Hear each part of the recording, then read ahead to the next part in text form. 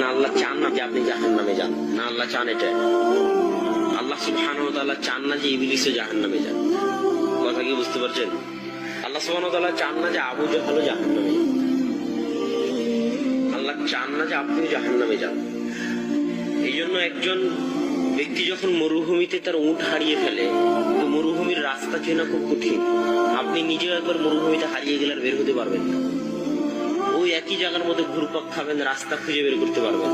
সব দেখতে একই রকম মনে হবে, পাহাড় সব একই রকম, বালু সব একই রকম, ফিল্ড সব একই রকম, ধুধু মরুভূমি। কোন দিকে যে যাচ্ছে, কোন দিকে যে পূর্ব, কোন দিকে যে পশ্চিম, রাস্তা খুঁজে বের করে পার হতে পারবেন না। মরুভূমিতে ঘুরতে ঘুরতে মারা যাবে। উট মরুভূমির রাস্তা চিনে। তো যে ব্যক্তি মরুভূমিতে উট হারিয়ে ফেলে, মানে তার মৃত্যু নিশ্চিত। একজন ব্যক্তি মরুভূমিতে উট হারিয়ে ফেলে নিজের মৃত্যুকে নিশ্চিত মনে করে যে এই মরুভূমিতে আমার তো বাঁচার পথ নাই, আমি তো আমার উটকে হারিয়ে ফেলেছি, মরতে যখন হবে তাহলে একটু বিশ্রাম করি, এখান থেকে আমার বাঁচার কোনো পথ নেই। সে শুয়ে বিশ্রাম করতেছে, ঘুম থেকে উঠে বিশ্রাম থেকে উঠে দেখে তার পাশে তার উটটা দাঁড়িয়ে আছে, হারানো উটটা। তো জীবন ফিরে পেলে মানুষ যেমন আনন্দিত হয়, সে মৃত্যুর মুখ থেকে ফিরে এসে আনন্দের ঠেলায় বলতেছে, খুশির ঠেলায় বলতেছে যে আল্লাহ তুমি আমার বান্দা, আমি তোমার রব।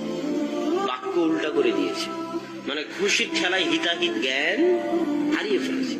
তো আল্লাহ সুবহানাহু ওয়া তাআলা বলতেছেন, এই মানুষটা মৃত্যুর মুখ থেকে ফিরে এসে যতটা না আনন্দিত, আমার কোন বান্দা যে আমার সাথে সম্পর্ক রক্ষা করেনি দুনিয়াতে যাওয়ার পরে। আপনাদের কয়জনের দাবি করতে পারবেন আল্লাহর সাথে সম্পর্ক আছে? কয়জন? সালাত আদায় না করলে আল্লাহর সাথে সম্পর্ক থাকে?